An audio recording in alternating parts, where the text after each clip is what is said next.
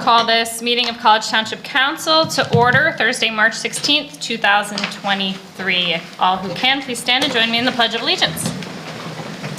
Pledge allegiance to the flag of the United States of America and to the republic for which it stands, one nation, under God, indivisible, with liberty and justice for all. Right, first item on the agenda is public open discussion. Does anyone in the room care to bring something to council's attention? It's not on the agenda. Seeing none, anybody online? No. That's all there is, Jen, online? That's it. Okay, great. Okay. Moving right along, we have any new agenda items? No? Okay. And special presentation, you're up, Ray. This is Planning Commission Annual Report. I'm Ray Forzett, Planning Commission, College Township, and I want to thank the council for the opportunity to give an overview of the annual report. But I also want to say special thanks to staff for putting together a very complete, I believe, in a thorough annual report, which gives quite a bit of information. So each of you have gotten copies of that. I promised an individual tonight that I would not read that to you. Okay, I bank on your professionalism and your expertise to be able to do that. But some of the things that I do want to go down through and talk a little bit about on the Planning Commission is, first of all, we had two alternates that actually moved into permanent positions on the Planning Commission at this point in time to serve terms. And they've actually blended in quite well with our Planning Commission.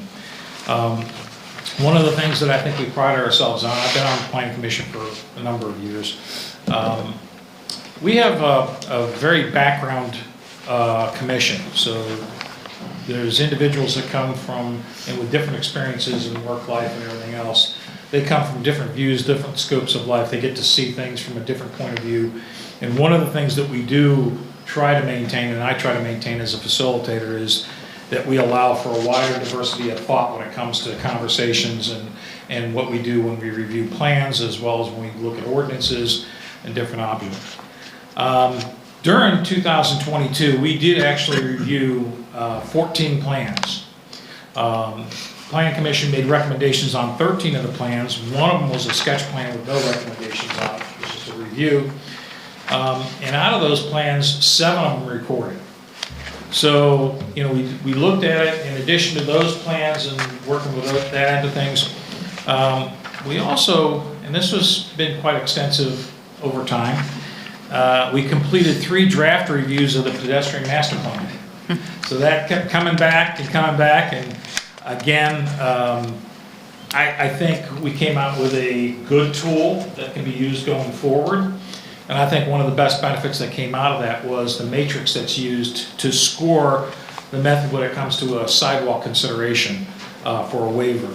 That matrix, I think, does a good job of giving a tool, again, to the staff to be able, as they're talking to a developer, to make a determination as to whether or not that's going to be warranted or not. We also completed some workshops on form-based codes, which was very effective, very educational. In addition, our members also went through a series of webinars with regards to form-based codes. So there again, a topic that most of the commissioner members, even myself, probably weren't as attuned to what's incorporated into form-based codes. I think we came out of it with some good base knowledge and things that really help us to forge ahead for College Township. We also, we had a presentation by Steve Baird, the Regional Fire Marshal, and he gave us a little bit of education on some of the fire plan reviews that he does. And that was part of a system, and we'll talk about this in a minute here, but that's part of a system that we included in other matters topics that we have on our agenda. I'll get to that in a minute. We had 2 members that were in an alternate that were selected to be part of the committee for the RFQ for using and looking for a consulting group for the Dale Summit plan. And I think they did a good job of being part of that committee as well. And it looks like we've made a selection, so again, that's moving forward. It's a positive for our township. We do have an area that we added back into our agenda, which we had in the past and it kind of disappeared. And we do in other matters, and we have the ability to add some things in when we have light agendas. Or should we have nothing on an agenda and we still want to have a meeting, what can we do? This is more for educational purposes for the commissioners. This is more for bringing them up to speed on certain topics. So when you start taking a look at it, we brought some things in from the Center Region Planning Commission with regards to the regional growth boundary, the sewer service area, the red cap reports, the comprehensive plan.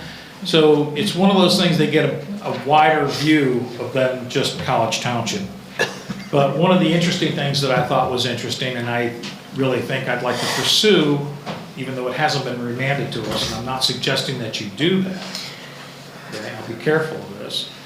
But I was pretty impressed with some of the parking regulations coming out of one of the other municipalities that came out, where they passed some parking regulations, bicycle parking regulations, and what's required for regarding townhomes, apartments, retail businesses, things like that.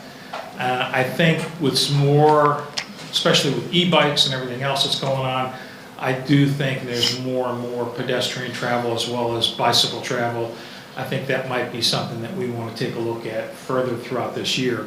But that may be something we'll look at in another matter situation, even if it's not remanded to us, to say, hey, should we follow that? I do think that other municipality actually has a pretty good template. I'll just leave it at that. But we also had Trish Meek come in and do a presentation on it. And I thought that was educational. So, that's my quick overview.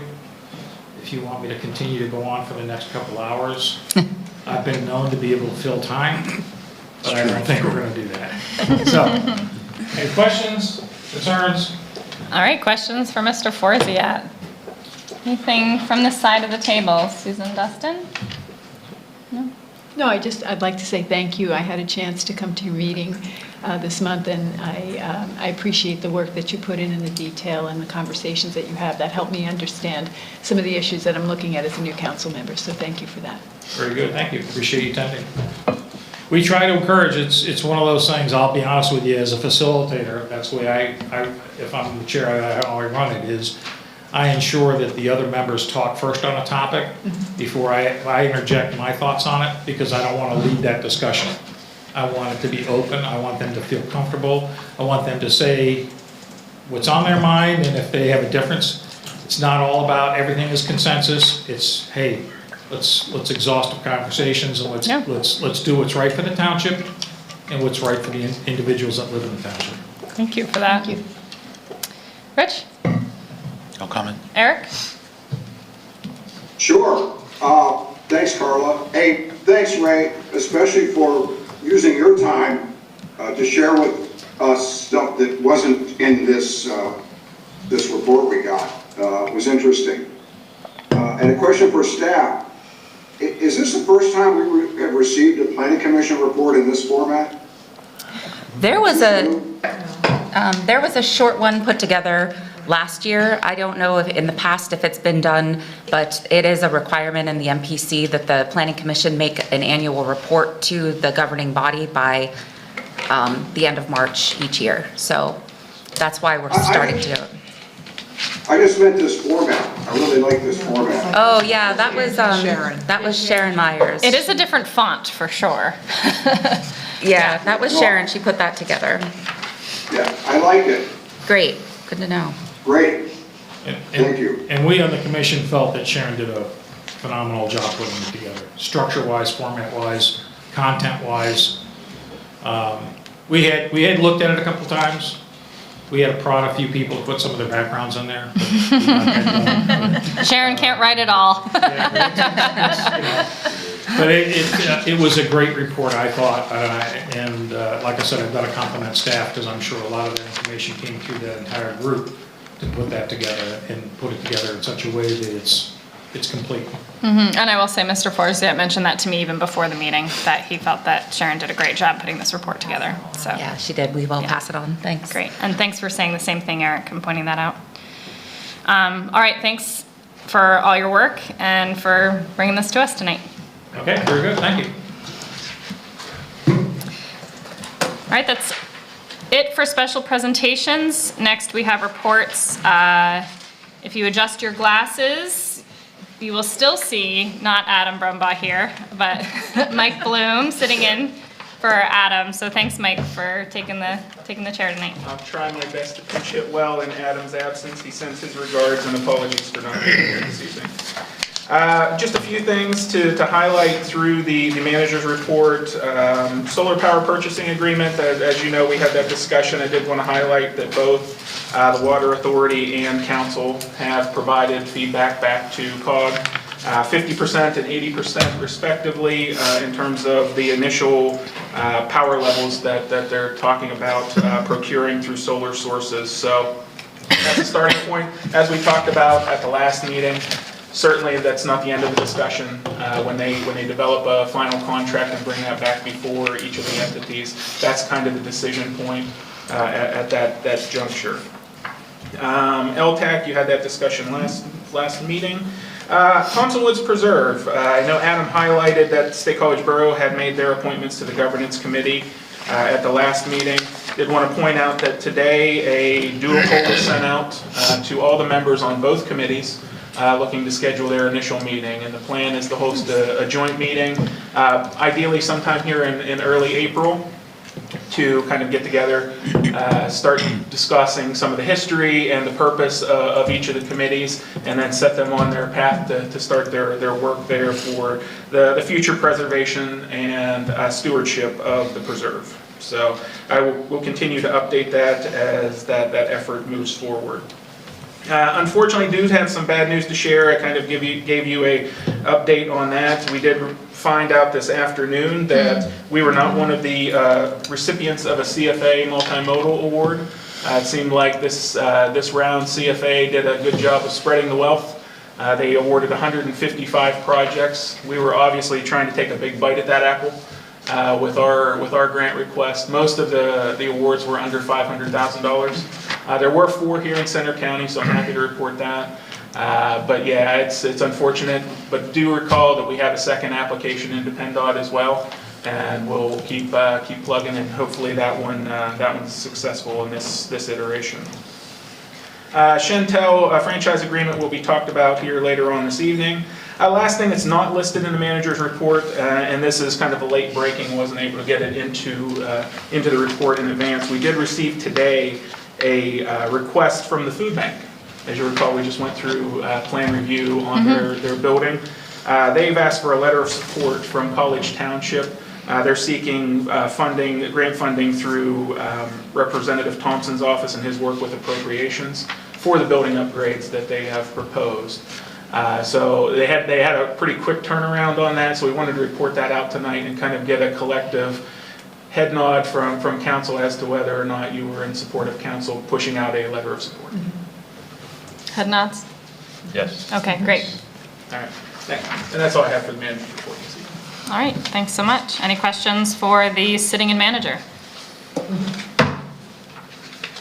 right, thanks, Mike. That brings us to COG, Regional, County, and Liaison reports. We've all had lots of meetings this week. I will start with Dustin. Yeah, I had 2 meetings yesterday. Had the meeting with the IDA, and really just one thing that I want to highlight for the rest of the council here, and you can read my report that I sent out earlier today. After much deliberation on the topic, the IDA did approve seeking a direct hire, full-time, with benefits executive director. So they have decided to enlist the aid of an HR hiring agency yet to be determined, so they're going to get a couple bids for that, the proposals.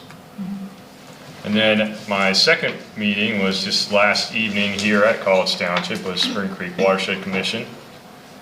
And I did really want to highlight just a few things on this that I think are good for the general public to know.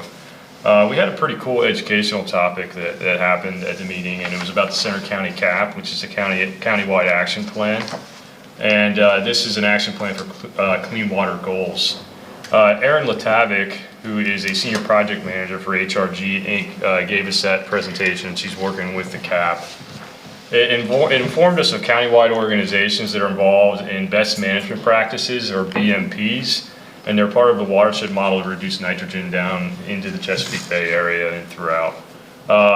Additionally, it highlighted some shovel-ready opportunities, of which the Watershed Commission is really hoping to get in and help steward to the rest of the municipalities and so forth.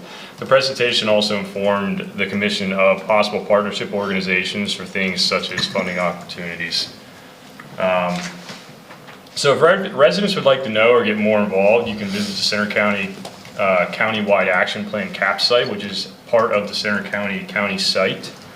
And then the Spring Creek Watershed Commission is also going to post a link on its website, as well as the presentation that we received, which also has Aaron's point of contact if you would need that. And it's also on the county site. That's the biggest highlight I wanted to hit from that meeting, and then you guys can go ahead and fill yourselves in with the rest of it. Great, thank you. One last thing, sorry. Just one thing to highlight for the Public Watershed Cleanup Day is on the 22nd of April, so that is a matter of record. Thank you. Sorry, I'm done. Yeah, don't be sorry at all. Thanks for sharing that. I just wanted to comment, any questions for Dustin? Then I'll give my comment. Questions or comments? No?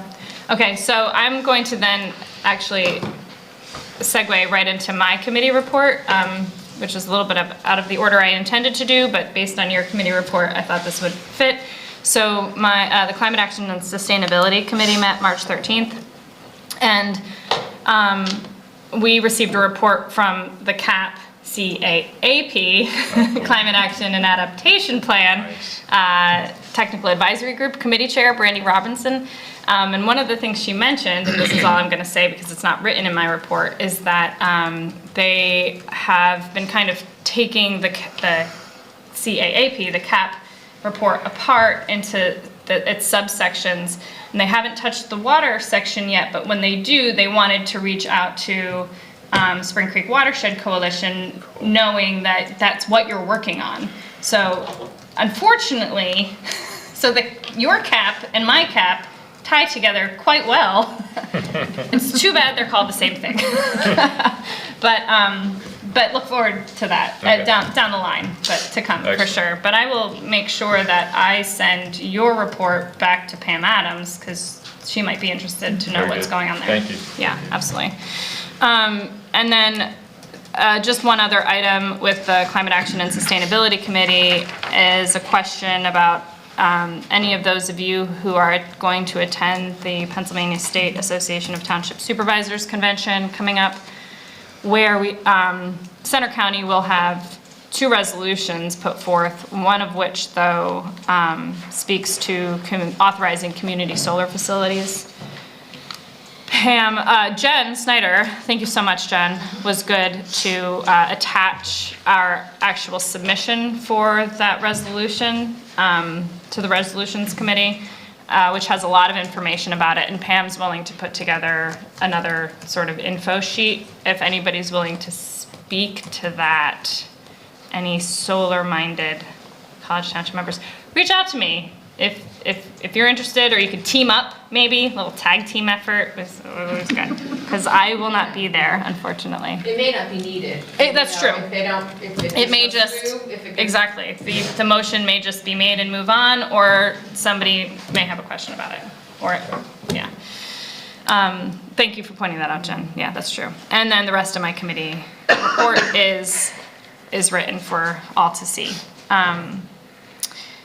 Eric, you're up. Thanks. I only had one meeting and I didn't make it to it, which was facilities on Tuesday. Got ya. I haven't had a chance to review the video yet, but when I do and there's something that is relevant, I'll share it. Okay, thank you so much. And then Rich? Finance met this morning, short 2.5-hour meeting. What was that all? Important stuff for the 2024 budget preparation, including the timeline, guideline, and prioritization discussions. timeline was the draft that I forwarded previously was endorsed and sent on to the exec. Okay. And the guideline structure, not an actual guideline yet, that won't be till by August 1st, but the structure of how we might calculate it was endorsed, and the prioritization, we discussed those. That discussion did evolve into more of a discussion of priorities of the priorities. We had 2 executive committee members in the meeting, and I asked them to speak their understanding of it, and it was a little different than what we heard. But overall, the discussion of the priorities helps inform staff. And it's much more than we'd had previously. I did remind them that when we remanded the budget back last year, we prioritized in 5 minutes before we sent it back to them. So now in a 2-month, what's going to be about a 2-month process now, we'll be fine. So. Okay. Okay. Any questions for Rich on finance? So did you find that other municipalities had put theirs in order? Mm-hmm. Okay, because I pulled up Harris and there was no order. Well, they spent about 5 minutes on the whole thing, so. Okay. Yeah. Okay. Yeah, Well, he was very candid, kind of candid about it. interesting. Okay. Great. So moving along, then Susan. I had no meetings. Public safety was canceled. Eric Norenberg shared comments, an update on the Patton Township sinkhole project. 7 of the units have been cleared for occupancy, so people are moving back in. So some of the other units will need to be tested, the soils underneath them. And there was an update on tracer software package installation delay, but things are moving along. So, and LTAC didn't meet this month. Okay. Questions for Susan? All right, great. Moving right along. PC. Noreen?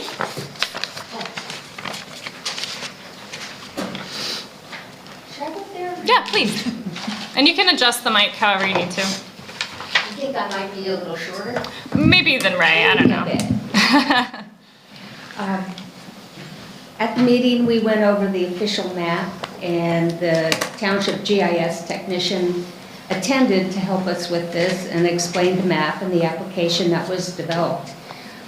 The Planning Commission requested 2 maps for their next meeting, one showing all comments in right-of-ways, and the other showing areas of interest on private properties. That we're asking the council for more time on this. And the Burkentine rezoning, the consensus was that the Planning Commission doesn't know how to respond to this because we don't know what the DPZ is going to suggest for that area. So we'd like to put that on hold for a while. And that's about all there was. Okay. Thank you. Yeah, thank you, Noreen. Any questions? Yeah. I guess I just have one. Sorry, if I can hold you just a moment, which is putting the Burkentine, the rezoning of that plan development business BP. Research part. Yes. I'm close. The alphabet soup. Yeah. Say that again. What? Thanks. Yeah. Let me try that. What is staff's understanding of like a timeline for the need of that versus a timeline? I'll defer to Lindsay. I know she's had some Perfect. Thank you. discussions with us. Okay. Thanks, Mike. So the Planning Commission felt more comfortable moving forward knowing what DPZ's input was. We did reach out to DPZ when we met with the developer, so they were in the meeting with us, and their developer's engineer. Since the Planning Commission meeting, we followed up with DPZ to get their input. So they gave us a few options that we're going to discuss, and then we'll be able to get back to the Planning Commission with that response. We're gonna all talk about it. We just got in touch with them and got some answers back today. So we're gonna get that all organized and present it to the Planning Commission, probably just verbally on Tuesday. and then move forward from there. John Sepp's involved. We've been back and forth with him. DPZ took the design that they provided to staff and looked at it and gave Pantera about 5 or 6 comments that can make that design more form-based to fit the vision of Dale Summit. And John and his team are taking that into consideration and will share that with us next week. So that's kind of what we're waiting for. It would be really great if we could use the Burkentine property as an example, like our Catalyst project or our flagship project, as we move forward to show this is how it was first proposed. We implemented form-based code. This is how it works out. Then it could be a model for the rest of the Dale Summit as it develops. And will Planning Commission's timing, you'll finesse that as it needs to? Yes. Go. Okay. Yes, we will. Great. You mean with the request for the rezoning and making sure it doesn't hit? Yeah, we are mindful of that time clock. Great, okay, yeah, I was just curious. Thank you, thanks. All right, DEI reports. Anybody with something for diversity, equity, inclusion? Nothing for me this evening. Okay, nothing for me either. Susan? Yeah, for Women's History Month, I attended a luncheon in lieu of the Public Safety Committee meeting. It was a panel discussion, women in elected office. It included Vicki Wedler, who was the first elected woman commissioner, Amber Concepcion, and Nalini Krishnan Kudi. So they shared their stories of seeking elected office, and part of the goal of the luncheon was to try and tap other women in the community for to seek office. So, Oh, that's great. yeah, it was a great luncheon. Thank you for doing that. All right, seeing no more, moving on to the consent agenda. Just a moment to get to the correct folder here. Okay, so the consent agenda, and I have to scroll to the top. Okay, for March 16th, CA1, approval of the March 2nd regular meeting minutes. CA2, receipt approval of the following correspondence. A letter from Nittany Performing Arts Center. Was there an updated consent agenda in the, no, this is it, right? Okay. Regarding the Pew Garage redevelopment design 2023, and CA3, approval of the following action items. A memorandum of the official map 45-day extension request. B, appointment to the College Township Industrial Development Authority, Mr. John Young, to the unexpired term of Miss Allison Kurtz, ending December 31st, 2024. C, appointment to the CTIDA, also the College Township Industrial Development Authority, of Mr. Steve Allison, to the unexpired term of Miss Sarah Parks, ending December 31st, 2024. And D, the appointment to the CTIDA of Mr. Alston Shields, to the new authority position with terms intentionally staggered, ending December 31st, 2023. Anybody like any of those pulled for discussion or questions? No? Okay. I'll accept a motion to approve the consent agenda for March 16th. So moved. Second. All those in favor say aye. Aye. Aye. And opposed? All right, consent agenda approved. That brings us to OB1. All right, that's spin e-bike service area expansion. Mr. Bloom. Sure. So I will kind of walk through this, and as I'm known to do, we'll kind of go through this a little methodically, break it down by each of the kind of the discussion points that we've had throughout this process. So back in November, College Township Council had their first discussion on the potential expansion of spin the e-bike program into College Township. As you know, it started, the genesis was on campus. It has gradually grown into the borough, into Patton Township, into Ferguson Township, and we're setting out here without the expansion zone, and it's kind of glaring on the map that we don't have that. But that said, there were two really prime directives that came from council after your discussion of the spin e-bike program. One was to review a draft spin micromobility share program agreement, and two was to issue a remand to the College Township Parks and Recreation Committee requesting their recommendations on the following items related to the potential service area. One, potential service area boundaries. Two, no ride areas where spin e-bike operation should be prohibited. 3, any areas where there should be limited below maximum electrical assist speed of 20 miles per hour. And then finally, potential spin bike parking locations. So I'm going to break those two apart and start with the agreement itself, which is included with this agenda item. The draft agreement from SPIN, we were kind of in a holding pattern through the holidays and into January to get that agreement from SPIN. Staff and the township solicitor have had an opportunity to review and have offered several revisions. Most of those are minor in nature. In the attachment that's included in your packet, they're highlighted in yellow. Overall, staff and the solicitor are comfortable with the agreement in principle as it's been revised. Now, that said, I did want to call out a couple things that were addressed, issues that were raised by council, as well as Parks and Rec in some instances. The first was rate structure. The rate structure within the SPIN's local service agreement is established under the primary agreement with Penn State. So at this time, it wouldn't be subject to change. That's not to say that it wouldn't in the future, but at this point, that's not encapsulated within this agreement.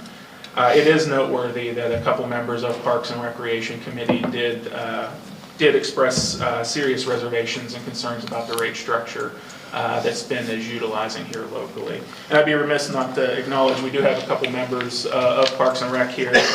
Certainly, as I walk through this, I welcome their feedback. I think I've encapsulated what I heard from Parks, but if I missed anything, I would certainly invite them to have that discussion. The second was term and termination. The agreement itself is binding for a 1-year period, with the township having the option to extend the contract for 2 additional 1-year terms. Either party can terminate the agreement without cause with a 30-day notice. And then finally, the question of exclusivity. There is nothing in the agreement or the agreement with Penn State University that grants SPIN exclusivity to the College Township service area. So I know that was a concern about, are we artificially limiting competition here in the area? Again, there's nothing precluding that in the agreement as presented. So that is there for your review, and obviously we'll be seeking your comments on that this evening. The second aspect was the potential service area expansion, and Parks and Rec have had a couple intensive discussions on this, so I do believe I've encapsulated those discussions here, but I'm going to kind of take them point by point. It's the same way we approached it at the most recent Parks meeting. The first was the service area boundary. And again, included in the map that was in your agenda packet, what staff is proposing is that the service area expansion should encompass the entirety of College Township. The recommendation behind that is it's the least restrictive overall to mobility for potential users of the SPIN service. While certain portions of the township have better levels of accessibility, the township has not made it a point to be restrictive on individuals' choice of mode. And we don't believe, from a staff perspective, we should be doing that with SPIN.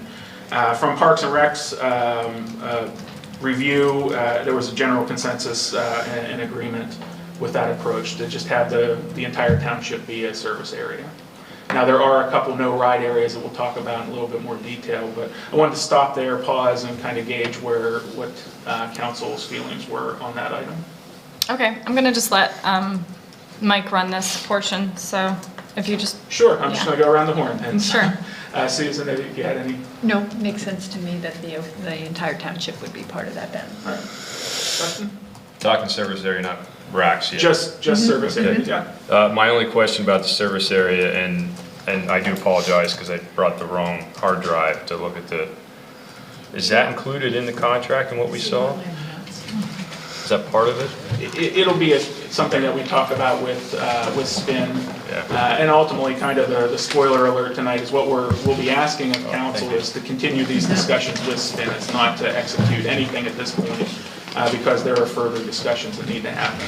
So it'll become essentially the way I understand it, an attachment that goes along with the agreement.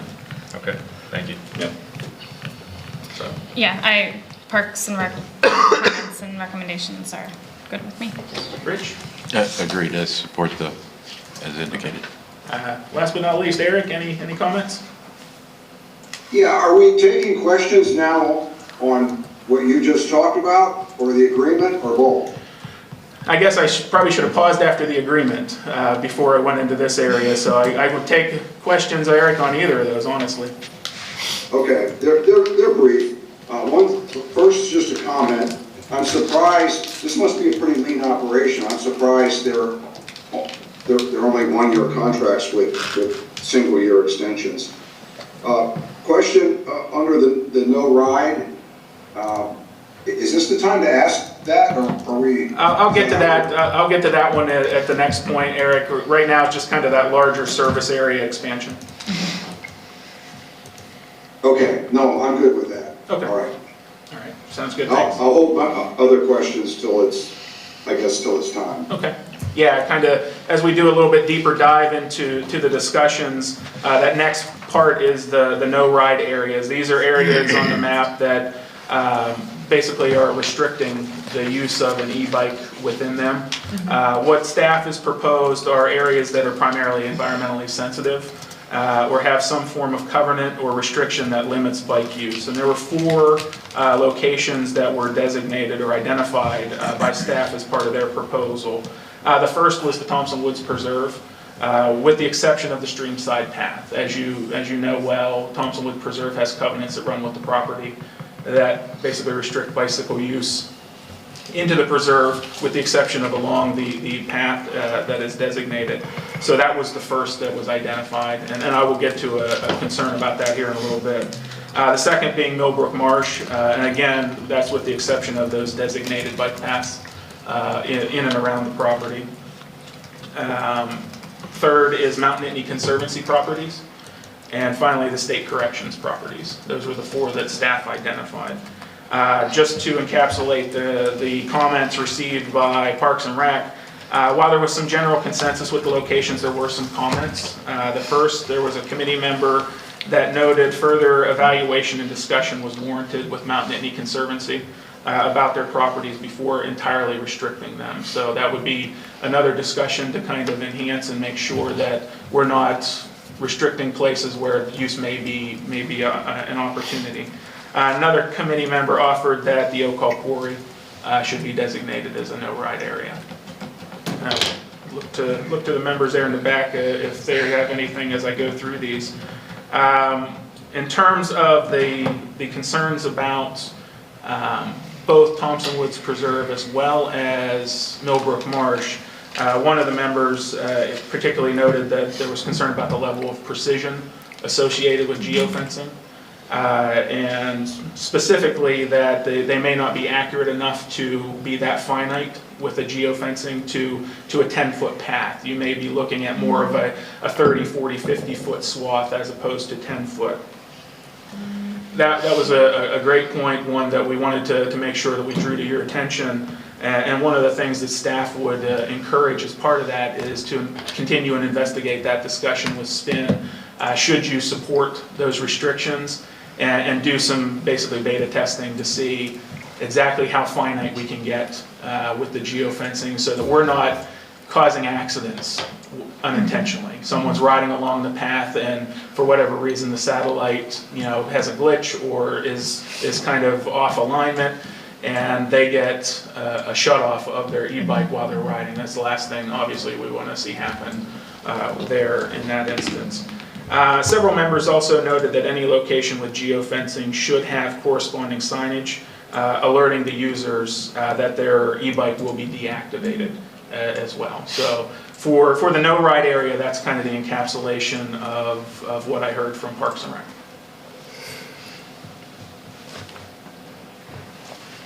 And we do have, again, a couple of members from Parks and Rec as well. Okay.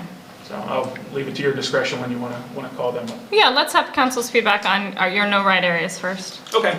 I'll kind of go in reverse here, Eric, so I'm going to put you on the spot this time. No problem. No ride area. These state correction properties, I mean, from the looks of this, private property is we're not giving people the right to drive on private property. So why would we even have to list state corrections property? Is there something in the language that would allow that if we didn't list it as no ride? It's, from my perspective, from a staff perspective, it was a recognition of the, obviously corrections don't want you out there. Yeah, there's even signage up along the road about, no walking or dropping off. And that was just to further kind of echo that point. Okay, well, and then a related question is, Oak Hall Quarry is private property. Yes. So why would we list that as no ride? Because we then have to list all kinds of private property areas. And it's kind of a rhetorical question. Sure. But the point about the geofencing is legit, but I have to think that's been, that they've dealt with this before. And a related question, and it's the last one I have under this category, is are there a lot of areas where we're going to be restricting use of it to the 10-foot pathway? Under the staff. Are there? Sorry, go ahead, Eric. I mean, are there areas where just off of the 10-foot pathway is private property? Under the staff proposal, again, the only places that we're specifically designating as no ride are those 4 that were listed. So, for instance, Thompson Woods Preserve, what we'd like to do is try to dial in a no ride area that is as close outside of the path that is designated for bike use as possible, just to be consistent with the covenants running with the property. And the same applies for Millbrook Marsh. It's just an acknowledgement of the environmentally sensitive nature of that area. Okay, those are 2 really good examples that I didn't think of, but those are probably the only 2 places where we'd have a geofence, and it would be not right at the edge of the path, so the accuracy of the geofence would be, there'd be some margin for error there. You'd have to go pretty far off the path before you got deactivated. Yeah, and again, that was a great point that was raised by Parks and Rec, is, exactly how finite can we get? If it's 30, 40, 50 feet, that's fine. We need to know that, and we need to be cognizant of that when we're designating those. But the intent behind it was to try to be restrictive to those paths to protect the areas and again, be consistent with the covenants. That's all I had on that one. Thanks. Okay. Rich, coming to you this time. Okay. No, I understand the thought to it, and I understand Eric's point too, is where do you stop and everything. The Thompson Woods and Millbrook, I think, are pretty clear. The state corrections, I think that's pretty clear. The Conservancy, that is private land and everything, so that falls in with some of the others. I do appreciate the Parks and Rec's comment on the quarry. That's a safety item, and I'd be comfortable adding that up into the no rides. But yeah, it's going to be hard. But certain areas you can go off the path and still be legal in the speeding world and everything like that. But so I guess I'm good with 4, but I would substitute the quarry for the Conservancy until we had some discussion with them. Sure. Carla?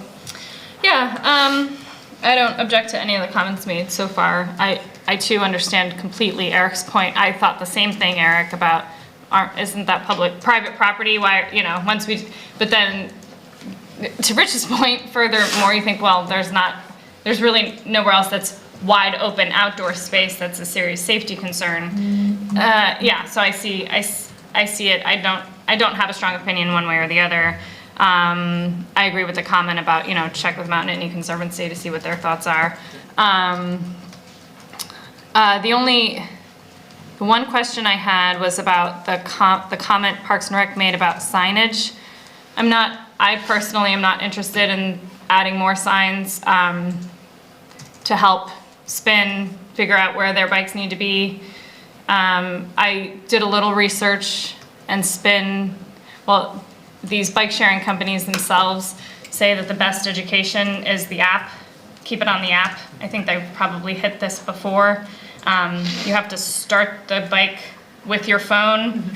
If you're not sure where you're supposed to be, your phone should be telling you, not our signs posted everywhere. That's just my feeling on it. More signs for maybe one user happening to go this one way. I don't know. I'm not, that seems like sign waste, sign litter.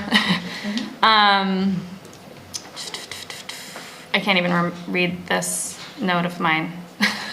So move on while I decipher my writing. Dustin? Yeah, I concur for the most part. I guess my biggest comment is that I would just steer clear of saying any private property areas in the override area. I think that we probably could get in trouble with that if that property owner wanted to press that. So yeah, I would just steer clear of that. And I do understand the safety concern with Oak Hall. So if we feel that it is a big enough concern, we probably should just get an MOU with those folks and make sure we got ourselves covered. Good point. Susan? I appreciate Carla's comment about, let the app be your guide. That's what it's supposed to do.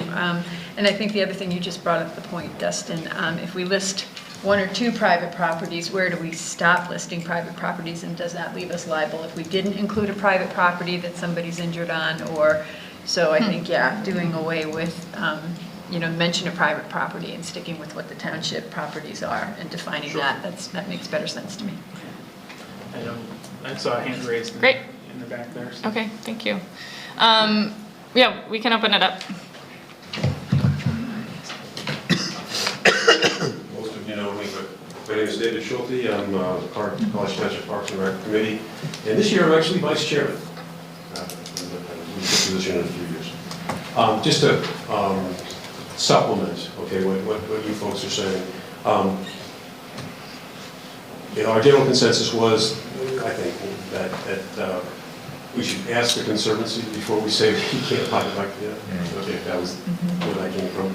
And I think there may have been some misunderstanding about the Oak Hall Quarry. I don't recall any discussion with that at that meeting. And in fact, on Monday when we discussed it, nobody expressed any objections. So we're on the same page with regards to private property. Okay, so we're going to go. Okay. As a avid cyclist, I can tell you, as a cyclist, we don't go, a lot of us don't go through the quarry area during the week because of the mud. Okay, this fact on there for the trucks. Okay, that's the main reason that we wouldn't use it. I don't see that as being a reason to not have the e-bikes go there at all. I just don't see that. So I'll just supplement as we go. Yeah, please. So, well, basically we're on the same page. Great, thank you. Mike, Council, would it be possible maybe alleviate a lot of these concerns? Is there some way that the provider could allow private property owners to sort of opt out? If I own a farm and I'm tired of seeing these e-bikes, is there a mechanism in place where I could contact and say, you know what, block me out, I don't want your machines on my property? Somebody's cutting through my field all the time, right? Yeah. Potentially, Mark. We haven't engaged any discussions other than asking for the agreement from SPIN at this point, waiting for some direction from council and after this larger discussion. And I think it hand in glove with a comment we'll talk about with the parking locations as well. And I don't disagree. The discussion about private property, where's our lever in that. So potentially is where I'll leave that, Mark. Is there's potentially a way, and I'm sure they've been through scenarios like that. But until we have that discussion with them, I won't really know. Thanks. Okay. All right. The next item is speed restriction areas. There is a center region policy for e-bikes that was adopted back in 2016, which allows speeds up to 20 miles per hour on shared use paths, and the existing governing of the spin bikes is 20 miles per hour. Staff did not offer any individual speed restricted areas on the draft map. After further consideration, after a discussion, the initial discussion with Parks and Rec, we felt it was best to just leave it alone at this point. That said, there was some discussion amongst Parks and Rec that there's several members noted the concern that 20 miles per hour seemed too high on multi-use paths through parks, offering that 10 to 15 miles per hour was probably a better solution in those areas. However, there is concern amongst Parks and Rec, a couple members, of the inconsistency of geofencing with speeds. Is as you approach that at a 20-mile-an-hour speed and you hit a geofenced area, it could cause accidents as the e-bike basically downshifts and starts to govern itself at a much lower speed. So there was some recognition of there may be some operational issues. And again, that's a discussion that we would have to have with Spin about, is it a gradual slowdown, is it an immediate slowdown? We haven't had that discussion yet, but some of the Parks and Rec members spoke from experience that is jarring when it happens. That restriction can cause some problems. Several of the members felt that there may be real or perceived inconsistencies on speed limits on paths and in parks at the local, regional, and state level. Our code specifically notes that in parks and recreation areas, vehicles are to be operated at a reasonable speed not to exceed 15 miles an hour. However, by definition and intent, this restriction applies to traditional motor vehicles on internal park and recreational road areas.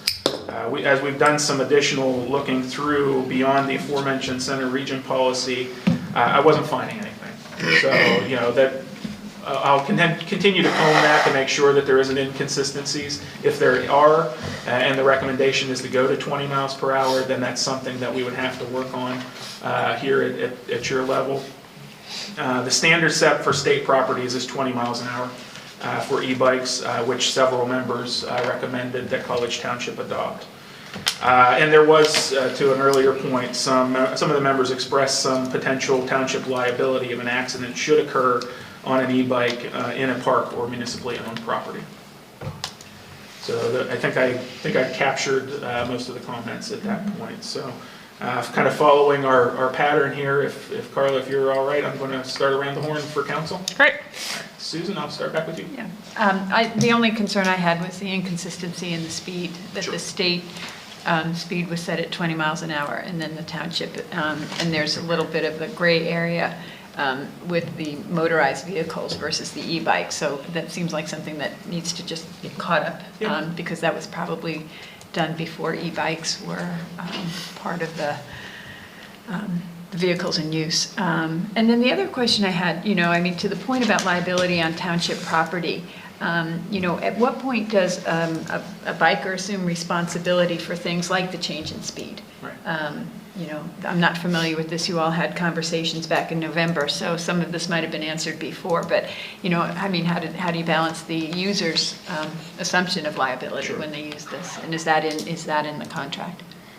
Yeah, and that's something we had talked with the solicitor about, and something we can go back and ask him to do a little bit more detailed research if that's the preference of council, just to see kind of that we're comfortable at a township level of where our liability rests. Well, and I wouldn't want riders in the township to be, jerked off their bike because of some big change in speed. But at the same time, I wonder what Spin does about that, because that must come up in other townships, other places where they have bikes. Okay. Dustin? Am I next? Well, just to piggyback off of Susan, I'm assuming that there is a customer agreement that you have to sign off on before you're ever allowed to use a Spin bike. Yeah, just like you do on an app, right? So I think Spin should be assuming that liability. That would be my assumption, but I think we need to check on that. Yep, definitely. Yeah, I have no issues with the 20 miles per hour speed. I just, maybe we do need to look at that code then, 139-5, and just make sure it's not indicating that we're saying one thing with this hand and another in another hand. Yep. So, that's all I have.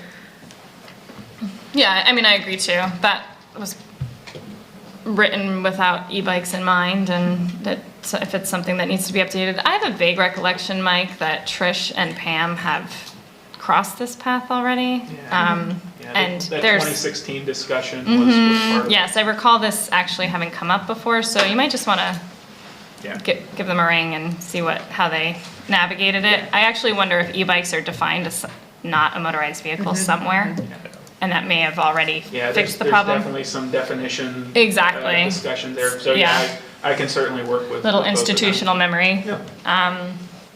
And then, I'll be honest, I understand why you'd want the 15 miles an hour on a park path. whatever Parks and Rec committee members made that comment, I sympathize with it. I guess my feeling is my concern for the rider's experience is maybe not outweighing my concern for the park goers' experience and the other people using those multi-use paths and parks. If Spin can't figure out how to slow it down nicely, that's their business, not mine. I don't know. That's just kind of my feeling on it. So I guess I'd either like a little bit more information about that user experience, and I mean, like if that's an option that they're giving us, then that's up to them to make work. So that's my feeling on it. Rich? Yep. You guys said it all. I don't need to add to it. Sounds good. Eric? Yeah, I agree with just about everything that was said. I would just, the comment, I think Dustin and Susan brought it up. There's a whole page dedicated to indemnification in the contract. Right. So the comments about liability concerns, I mean, that's always going to be a concern. But we have boilerplate indemnification language in the contract. And as Dustin noted, I've used these things before in other cities and other towns. And oh, by the way, I've never seen a sign that tells me I'm leaving the geofence area. So back to Carla's comment about signs, I think that's just unnecessary clutter. I've used bikes and scooters in other towns where they're geofenced and never needed a sign. Everything was in the app. You knew where you were running into. And lastly, as Dustin noted, there's going to be a waiver, no doubt, that folks have to agree to when they rent the bike, when they take off. So I don't want to minimize the concerns about liability, regardless of whether we settle on 15 or 20 miles an hour, because I think we have all the boilerplate. Because I think we have all the boilerplate liability indemnification language in the contract and in the process that you could possibly have. It doesn't prevent people from suing you, but I think we're covered as well as you can be, particularly if the solicitor is satisfied with that. Thanks. Yeah, we specifically asked Lewis to look at those areas. He didn't raise any red flags immediately. To the point of the discussion around the table, as we work, if this advances and we continue to work with Spin, that's something we'll discuss, is where those protections kind of rest. And I do agree, I'm sure there's a agreement in the app that you're basically waiving some of those issues, but we'll lock that down if the discussion moves forward. Great. You're waiving all of those issues when you agree on the app. Yeah. Yeah. All right. Yeah, one more comment from the Sure. audience. I mean, you're practically waiving liability just to get on. You have to sign an agreement just to go on an app to sign an agreement. Till the court gives it back to you. Yeah. Just to provide some clarification here. The signage issue, there was a point of conflict on the committee between 20 miles an hour versus 10 or 15. That was Steve and I disagreed on that. Okay. And so another member suggested, well, why do we put up a sign to warn the user that 15 mile an hour is going to be your new speed? That's where that came from. Okay. Gotcha. That's clarification. Yeah, thank you. Yeah, appreciate that. All right. Last section is about parking locations. Staff, kind of as a caveat, recognizes there's a lot of logical locations for parking that deal with private property. So go back to that kind of recurrent theme. For the purposes of the staff proposal, those depicted on the map were limited to the areas that were either publicly held by College Township or by other governmental entities. So we started with really 5, and again, recognition that this is probably going to expand significantly should we advance. The first would be the College Township Municipal Building, if we could designate a location, or Millbrook Marsh. One was Daleview Park, I'll come back to that one in a minute. Spring Creek Park, Mountainside Park, and the Water Authority property out near Shiloh. The locations were kind of pinpointed as to provide at least one parking return location essentially in each corner of the township as best we could, utilizing just those publicly held properties. This was probably the area that had the most discussion, as I recall, from Parks and Rec. Some additional thoughts that they had about other parking locations. Aspen Heights is one, and they've already signaled through offline discussions that should this expand, they're going to want a parking location in Aspen Heights. The Villas, Hills Plaza, Nittany Mall, Gaslight Circle. I will note that one member on Parks and Rec was opposed to that idea. And then out near the basins by McDonald's, just as an example of some of the sites that were thought about. Discussion of aligning parking locations with caddis stops is recommended where possible and appropriate. That's a feeling of kind of making that more of a multimodal experience. One committee member recommended that the potential parking location at Daleview Park should be removed for the following reasons. And it's things that we've already talked about in other discussions, that some of the neighbors are concerned about activity at night. 24-hour access to spin would ultimately kind of exacerbate that concern and violate the dusk to dawn restriction. Daleview Park's surrounded by privately owned single-family homes. Neighbors with an interest in the cycling have already owned their own individual bikes. And the neighborhood greatly appreciates that commercial activity and advertising is prohibited under township code. Further comments, further communication with the local cycling community on potential parking locations is warranted. And again, this is kind of a recurrent theme that there should be some continued discussions within the community should College Township look to advance that. So I will stop there and kind of, if you're ready, Carla, Sure. go back around the horn. Absolutely. So Eric, I'll start back with you. Okay, thanks. Question and a couple of comments. First, the basin by McDonald's, is that, we're not talking about the stormwater basin, we're talking about that general area? Yeah, I think it was just a recognition of something out there would make some sense. Landmark. Okay. Then regarding Daleview and Spring Creek, I imagine the member that's in attendance here will speak, the Park and Rec members in attendance will probably speak more to this. But I would offer that they both have similar benefits in that they're both immediately adjacent to, a very extensive bike trail, and to that extent, so is Slab Cabin. And then in regards to Daleview being surrounded by privately owned single-family homes, the same could be said for Spring Creek. In fact, the parking lot is shared. The single-family homes share their driveway. You know what I mean. So I mean, if it's an issue at Daleview, it's an issue at Spring Creek.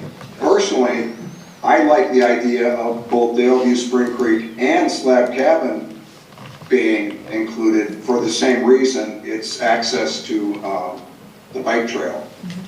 So I'd be curious to see what others think and maybe why Park and Rec didn't include Slab Cabin. Thanks. Sure. Yes. Rich. I have a mixed opinion on the Daleview.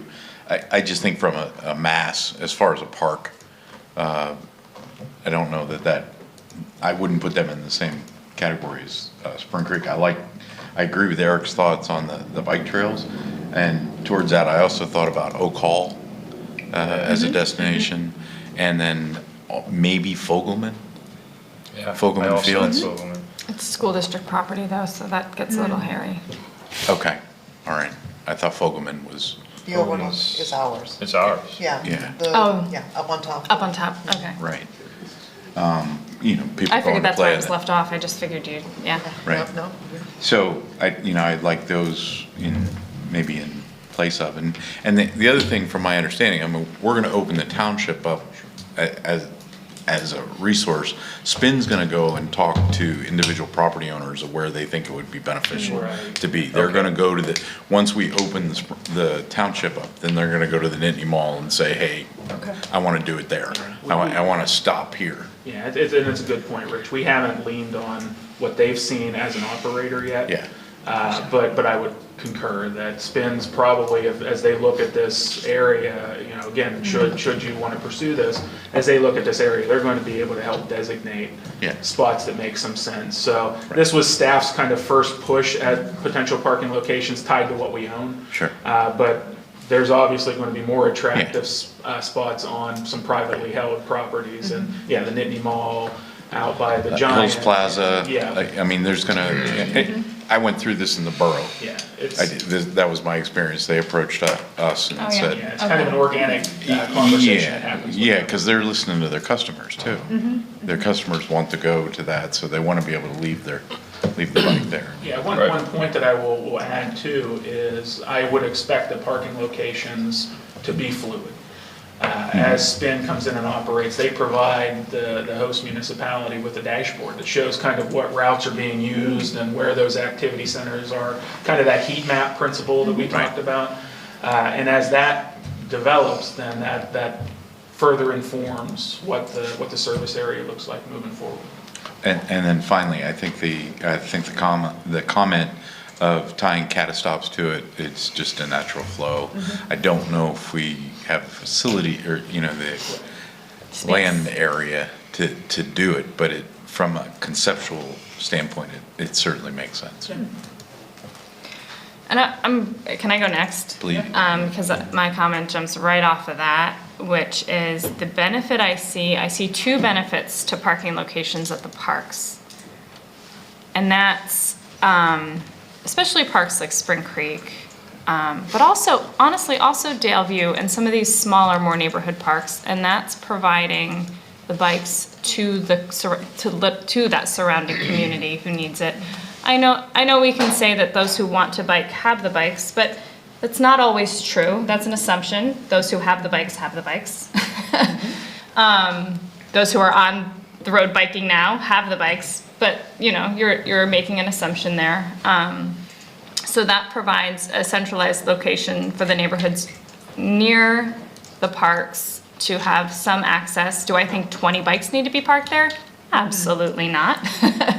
I would hope not, in fact. But some access to them, I think is a good idea. But then also downtown access to those parks, especially parks like Oak Hall and Spring Creek, some of the more regional pulling parks. And as a neighbor of Spring Creek Park, do I want to be driving over these things on my way into the driveway? I don't. Do I want to see the blinking lights all night long? No, I don't. So I think just a careful placement and maybe screening of them if possible, because those lights blink all night. Well, that brings up, not to interrupt, but can we have them turned off at certain hours? That's what I was going to at ask. certain Can locations? College Yeah. Township say this parking location at these parks is It's only not, open? That was one of the comments I wrote Sorry, I down jumped the next. gun on it. It's okay. You can Yeah. take my thunder. Because, these don't, I don't know that the positive need is there in the neighborhoods at 24/7. The commercial areas, whatever, but maybe not college townships. Yeah. Just a Yeah. thought. I honestly, at this point, don't have an answer to that, but it's something that, again, should you want to move that next step and have the further discussion with Spin, that would be something we Okay, would ask. yeah, I mean, sure, they can be parked at any hour, Right. but maybe not taken out from certain locations at any hour. Let me just see what else I've got. Also, to Rich's point, we start with if we do this, we're looking at a rollout, so start with just a couple locations and see how it goes. If parks turn out to be a nightmare, then we say, oh, that didn't work. Sorry, parks aren't working. Or more education, or whatever we need to do. But we slow that down. yeah, 24/7 and, oh, and then my other question was, we've suggested a lot of like places where we have a lot of land, but from kind of my reading, it doesn't have to be that. It could be a wide right-of-way. Right. Exactly right. So I guess maybe when we're looking at where these parking spots go, if it looks like a weird out of the way place, then let's not use it and see if there's a wide right of way somewhere closer to the hub of activity. I talked to my son about this just tonight over dinner. He's the biker, he's downtown, he sees everybody using these things, and he said, oh yeah. I was like, do you think these should be in College Township? He said, absolutely. And I said, do you see a lot of litter? He said, not anymore, not so much, like not as much. I think people are getting used to them. And I said, where do you think the parking belongs? Do you think it belongs at parks? And he says, yeah, I think they could be at parks. But he also said it needs to be where people are going. And Right. it has to be at That's the the key. hub of activity. That's the key. Which is why you look at places like Daleville and Mountainside Park, and you're like, are those hubs of activity? No, they're not.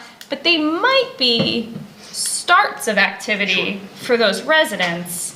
I don't know, Yeah, and I'll be the first to admit, there was some of that concern at Parks and Rec as well as, is this really the best place for them? And I would share that concern.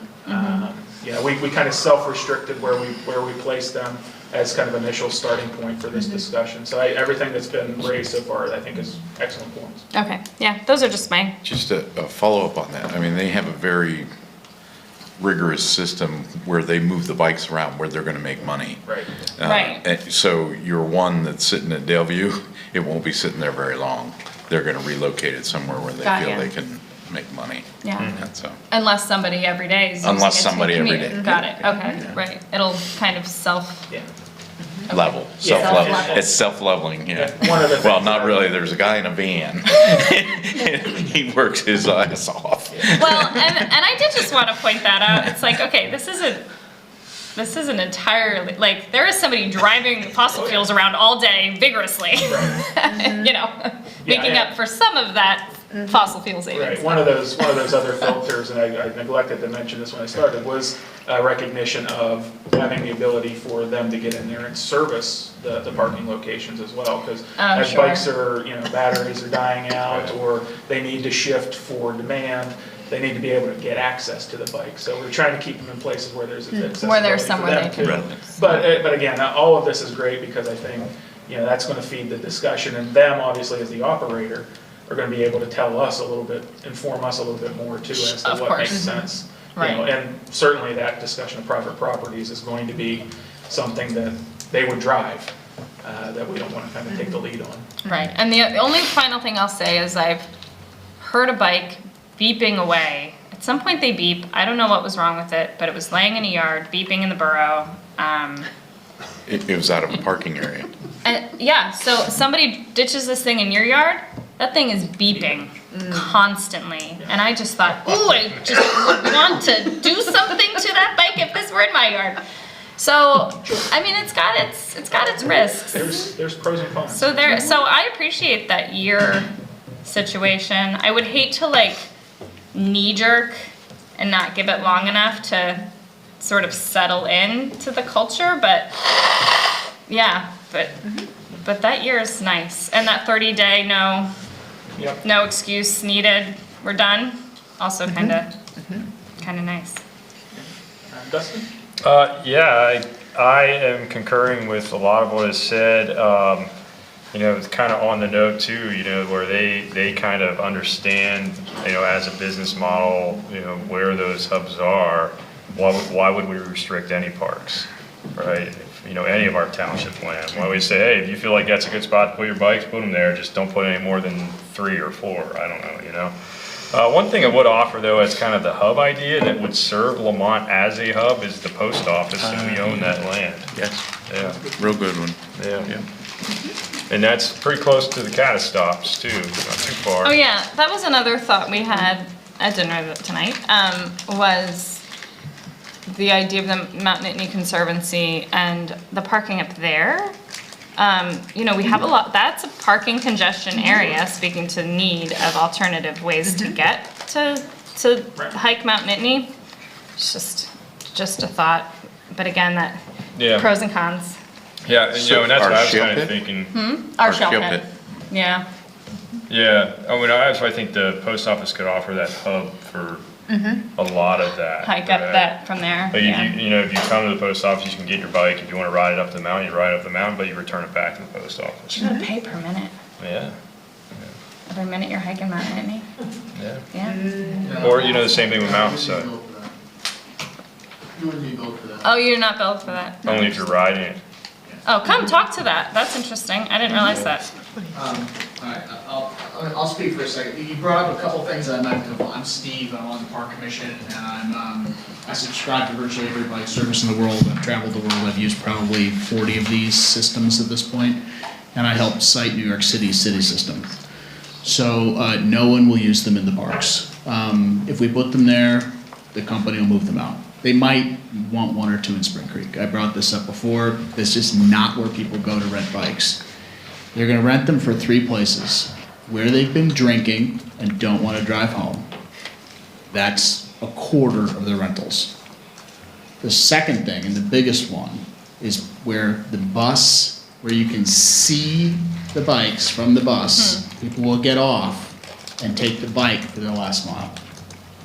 And the third place that people will use it is consistent hubs, which I brought up Lamont Post Office as well. Consistent hubs where you already travel for incidental errands that you then have a short errand to attach to it. That's how these are used.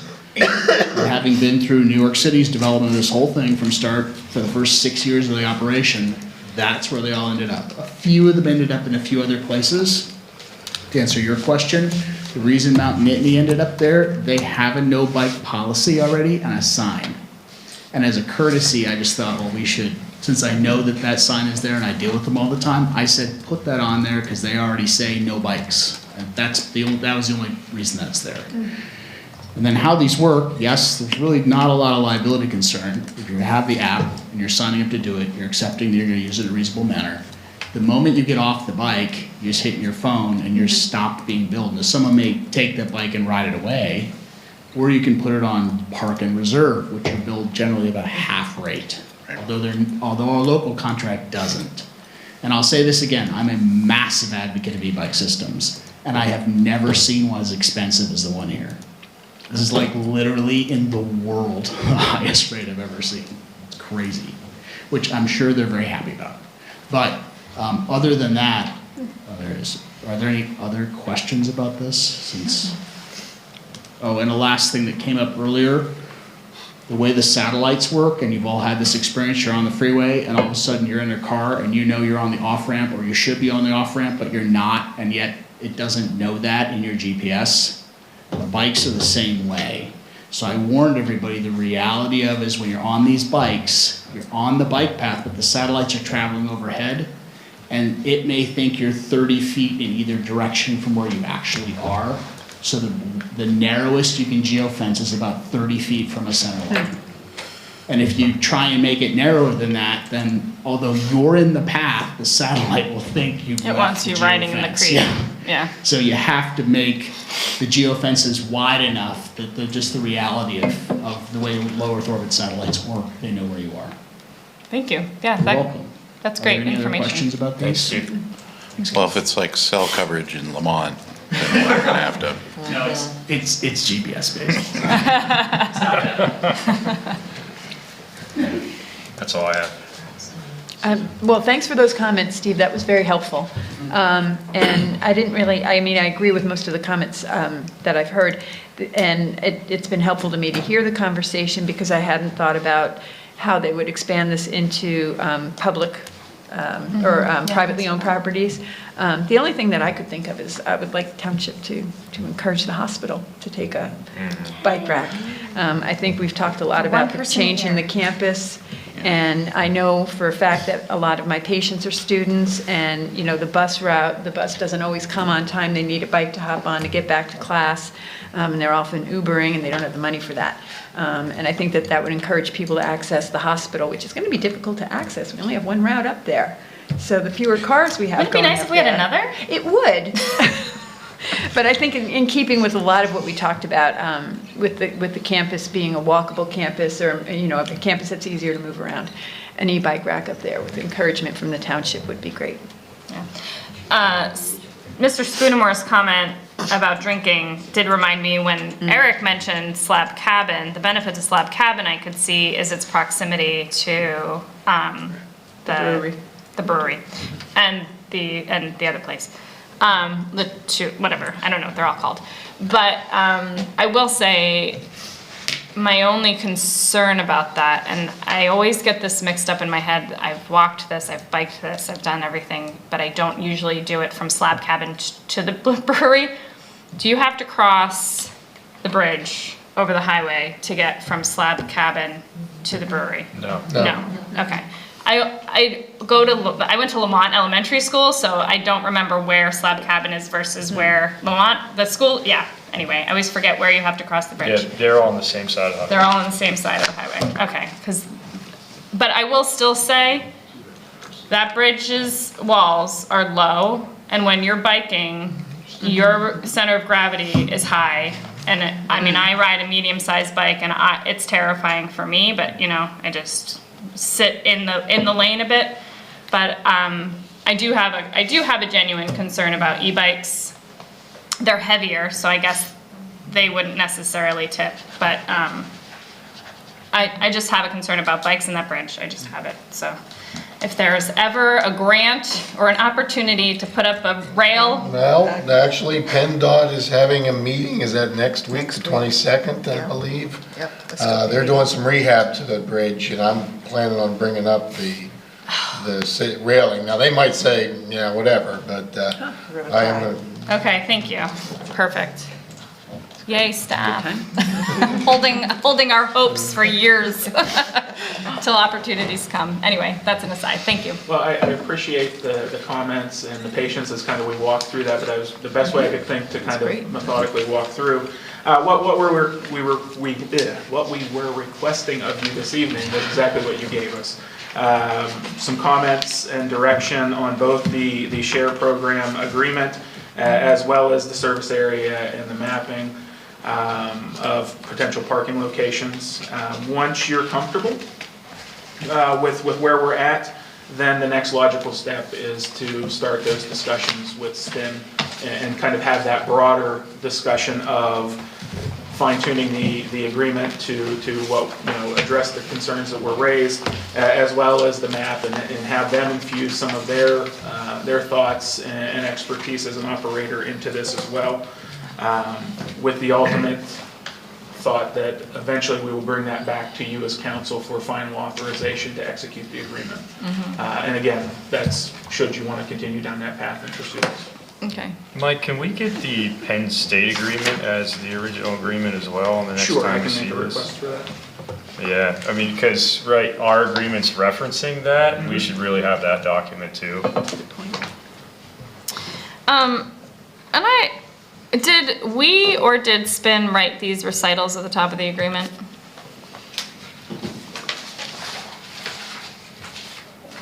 Those are directly from SPIN. Yeah, they seemed a little, I don't know, a little pushy and selly, like we were selling SPIN. Right. I don't know. I would be open to Sure. modifying, pulling that back a little bit. SPIN is using our name to sell themselves in a way there. I don't know. It just seemed strange to me. Uncomfortable, I guess, that's all. Understood. And then my only other comment, just to point to Mr. Spoonamore's comment about cost.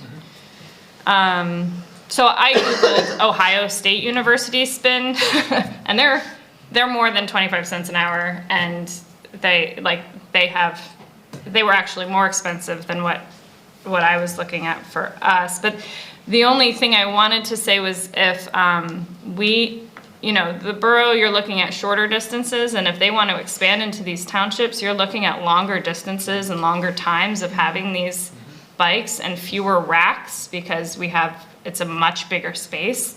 I just would encourage some dialogue about a discount in the reaches, because that does seem it seems limiting their use. Yeah, they're asking us to expand here, right? Right, so maybe, maybe we're holding at least a card.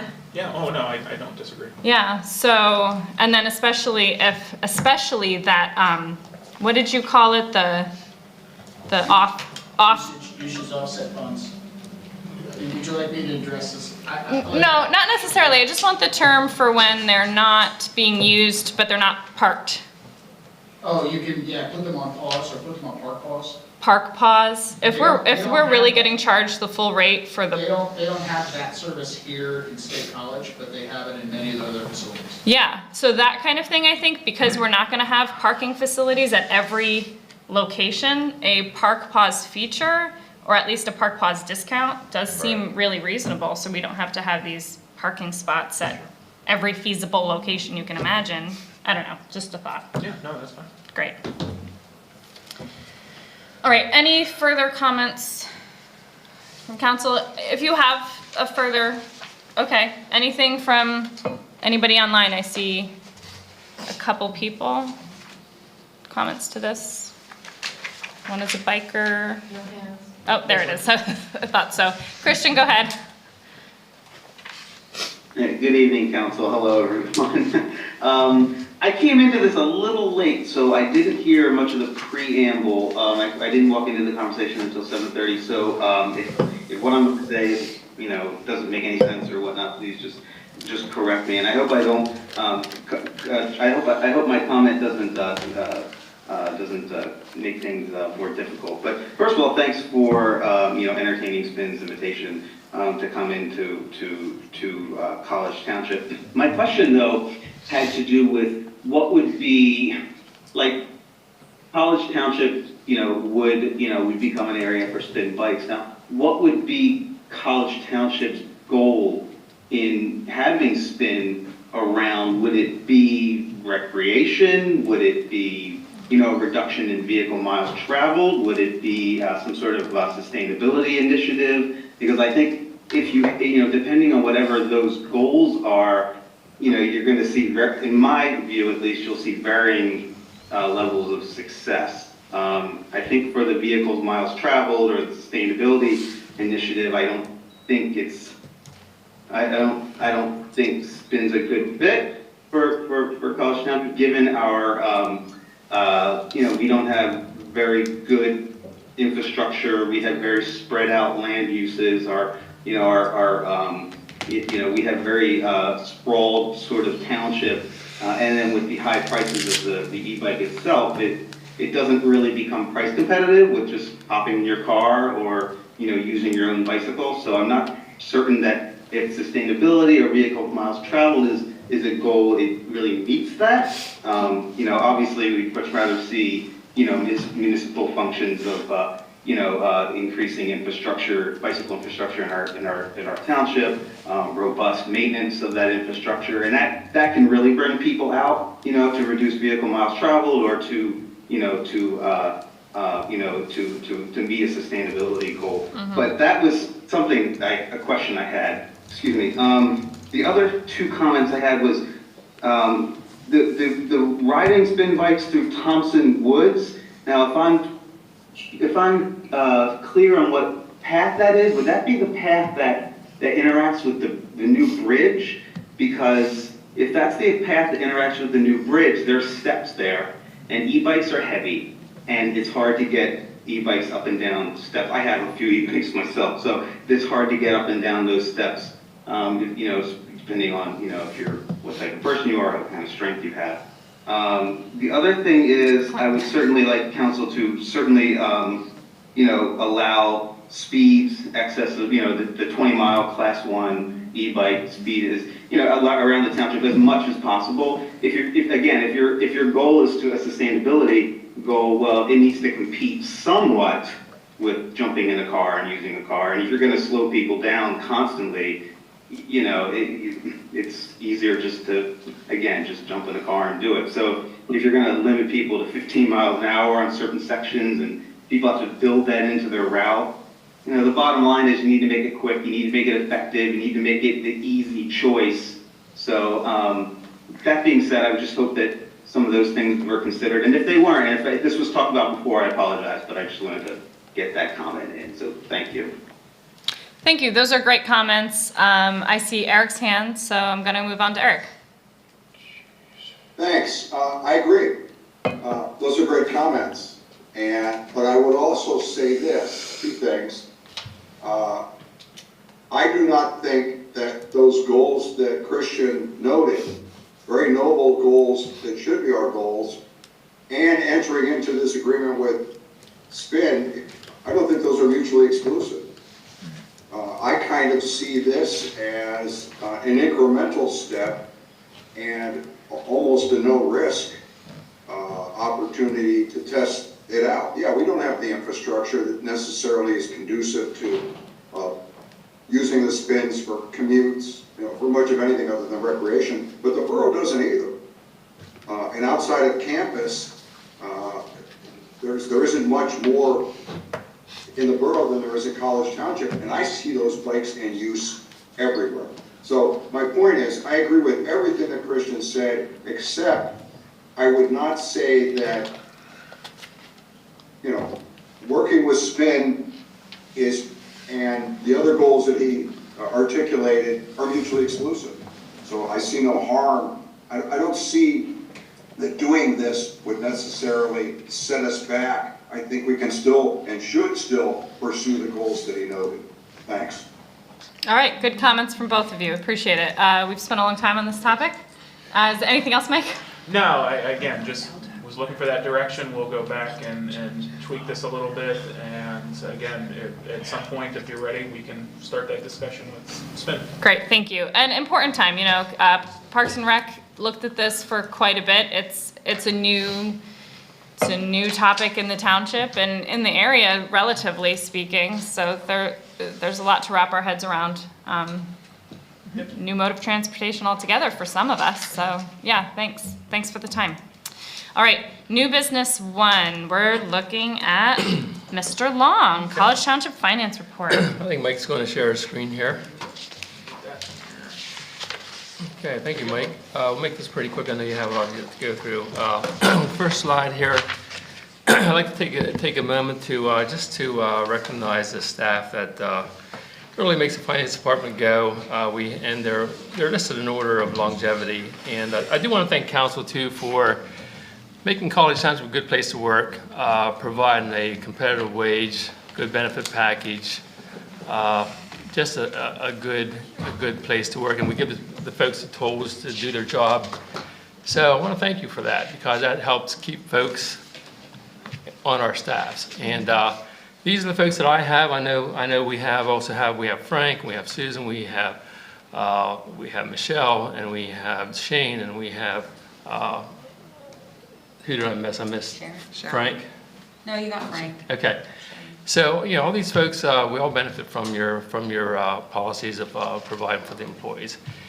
So Becky Wagner, she's our Water Authority Specialist, and she does the billings and scheduled service calls and does customer support. Tanya Schaefer, she's been here 13 years. Her primary duties are to collect the real estate tax, and she also processes payments and also assists Becky with a number of duties with the Water Authority.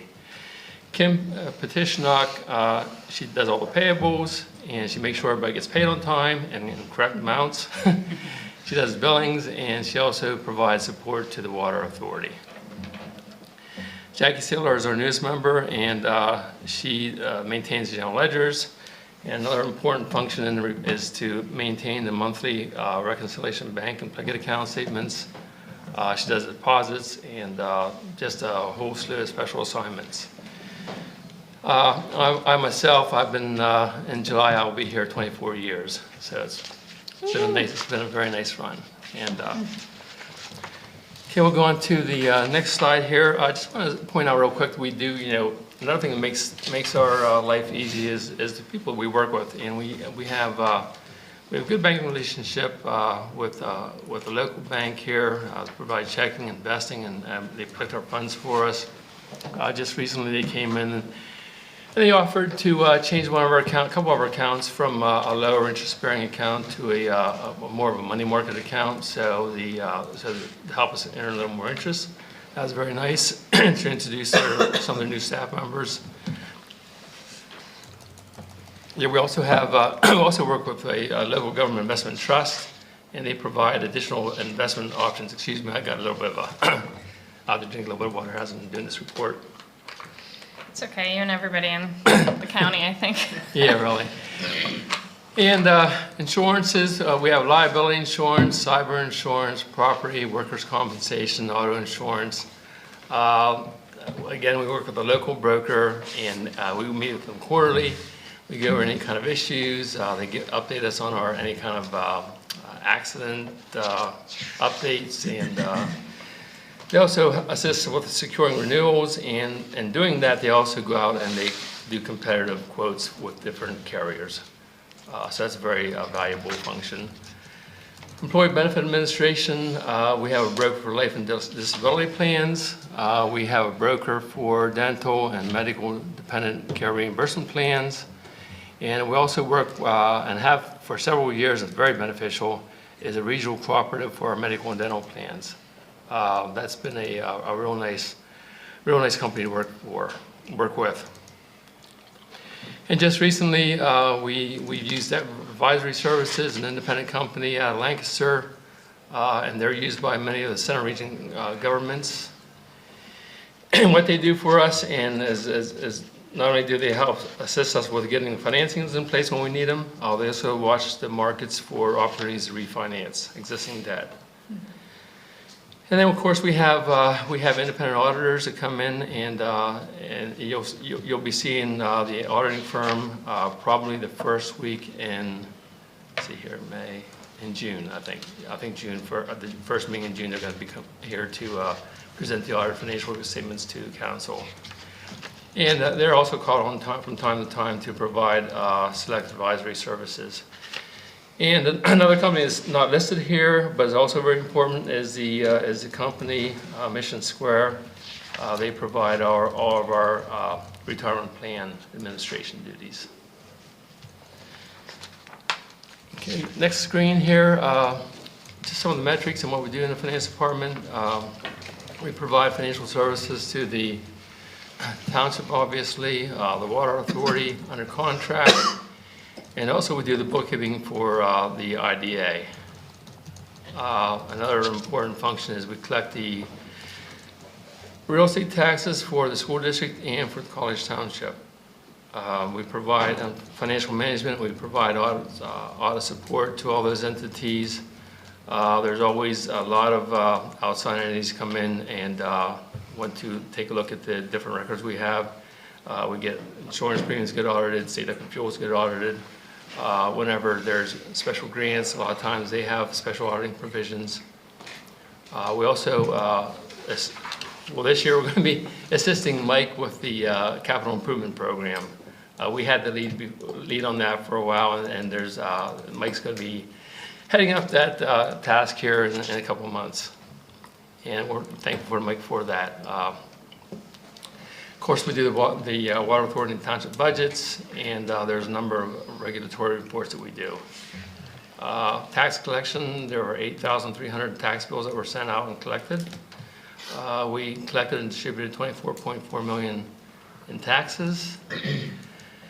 And the water authority, they sent out the bills quarterly, and there were 11,800 billing notices that were sent out, and they collected about $1.71 million in water authority revenue.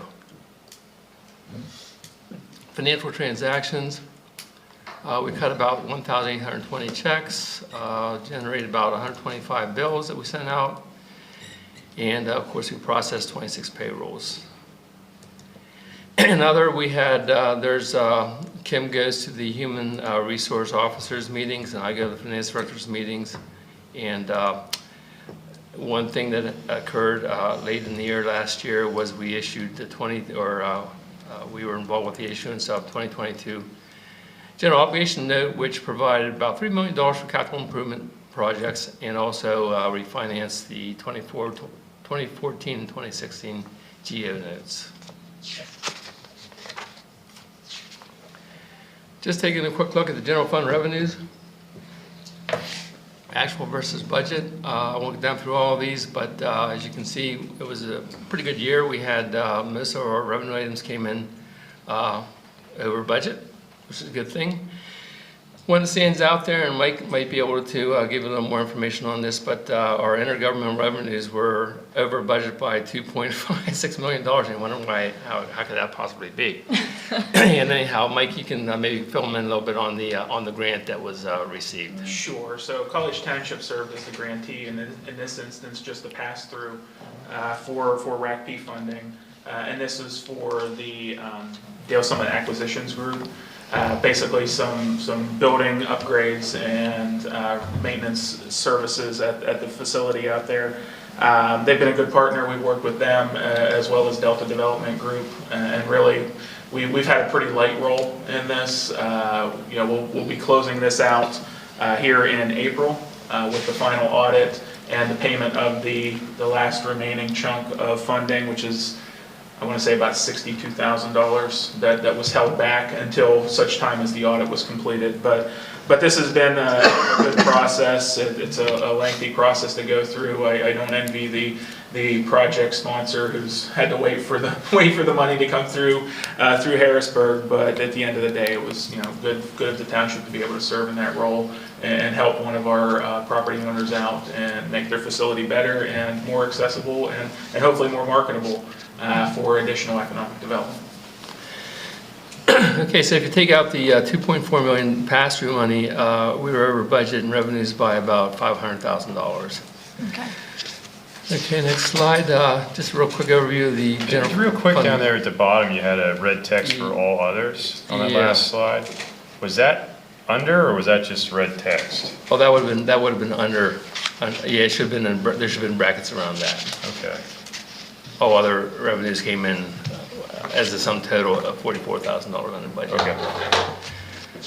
Okay, let's see here. General fund expenditures. Again, I won't get down through all of those. And Mike doesn't need to repeat. That was a pass-through, so we got the money in, and it went right back out almost immediately. And probably the larger one up there is the $98,000. We had budgeted for the services for forum-based code services, and that came in, got started late in the year, so we didn't really spend that money, but it did carry over to this year, so it was budgeted this year. Okay. Township property tax. Collections were really good this year. We billed $2,800,000 went out in billings. And of those billings, if you look down the bottom there, only $15,375 were turned over to the Tax Claim Bureau, and which is 0.55% of the assessed, which is even down from the prior year. So that was a very good year of collections.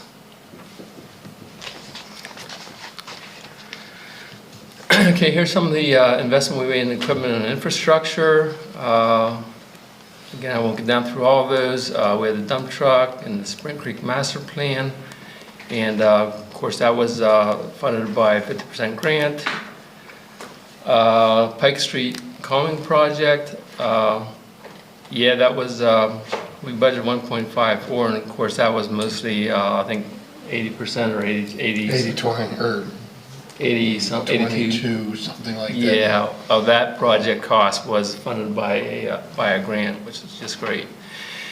Traffic signals, traffic number was 14, was funded by an 80% grant. And then we did the office building exterior. That project went really well, and the road resurfacing. And they all came in pretty close to budget. The dump truck, that was just a chassis. I think it's at the Yeah, it's to be fit out with the bed and all the other stuff. Right. So what was budgeted, that thing didn't get done this year, and that's really a supply chain issue. Right. Okay. So you're looking ahead, we'll have interim financial presentations in May, August, November, and the review in May of 2024. The CIP is coming up, audit presentation in May, and then, of course, the budget in November and December. Okay. And I was in this slide with, to remind everybody that there's opportunities for public service, and please take advantage of those. All right. Thanks so much, Bob. You're welcome, thank you. All right, questions for Mr. Long? Dustin? No, I think I'm good this time. Okay. Susan? None. Eric? You could probably stop sharing. Oh, yeah, I'm sorry. Yeah, we can see Eric a little better as opposed to a little screen. Are you good, Eric? I was shaking my head no, I'm sorry. No, we sorry. We still had the slides up. That's my fault, Eric. Thank you. We still had the slide up, so you were in a little tiny box on the screen. Rich? Thanks. Nope. Thanks for making it look so easy. Oh, it's not. Thank you. Yeah, I mean, I would just like to point out that that office in this building makes the whole, makes the township rotate. So yeah, thanks for all you do. Thanks for keeping it neat and tidy and on time. So if we didn't have such responsible, hard workers in that office. Thank you, and Be a different I story. gotta say, it's nice working with Mike and all department heads as well. I mean, they, when we need things, they're there and they get it done. Great. So we really appreciate everybody. The Great. Council, of course. Thanks, okay. Thank you. All right, next, NB2, Chantel Cable Franchise Agreement, Mr. Bloom. All right, this is obviously a memo that Adam provided, a continuation of a discussion that he had alluded to previously.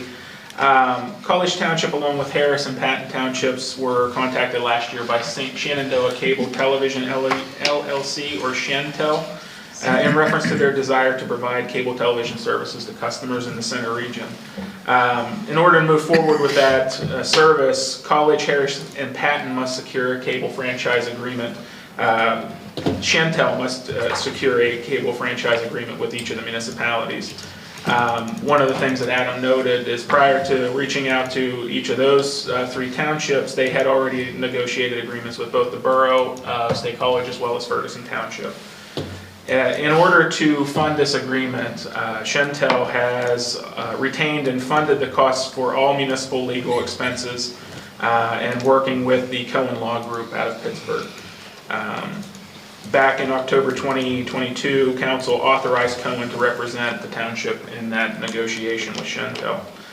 As Council will recall, Cohen successfully represented the Center Area Cable Consortium in the cable franchise renewal agreement negotiations with Comcast, and was closely involved with our work here at the township on the wireless communications facilities ordinance. We're currently working with Phil Frago, Esquire from Cohen Law Group. He has been taking the lead with the negotiation with Shentel. Back in January, he provided each of the managers a draft agreement for review. He has already responded to several of the questions that the managers provided and a number of clarifications. And as Adam notes here, the agreement for all intents and purposes is identical to the franchise agreement that we have executed with Comcast. So the intent for this item tonight was to review both the executive summary and the agreement provided by Mr. Frago, ask any questions, and if you're comfortable, move to advertise the attached ordinance for adoption at the April 6th meeting. And I will stop there. Okay, thank you. I will start with our alumni cable area franchise consortium, cable area consortium, yeah, Rich. Having gone through the previous agreement with Comcast, I Right. just want to get your feedback. Yeah, it's like deja vu. Exactly as Adam indicates and Mr. Frago, Attorney Frago indicates, it's very, very similar to the Comcast agreement. So I have no questions. There's no concerns. It's very, that having that similar to Comcast makes it easier. Great. And our current acting cable area consortium representative? I have no comments. Okay. All right. And then I'll open it up to the rest of council for nods or shakes or hands. Anything? Comments? Oh, hand from Eric. Yeah. Of course. Just a comment, a general comment, as Rich noted, I defer to the experts here, but I think it would be helpful if we're being asked for nods to know what's different between this and Comcast. Not tonight, unless, of course, I guess maybe the action is to move it forward tonight. But if everybody supports it, I would be curious. Yeah, I see that is the action for tonight. For the novice like me, like all of us, maybe except for Rich and the folks at Cohen, what's different?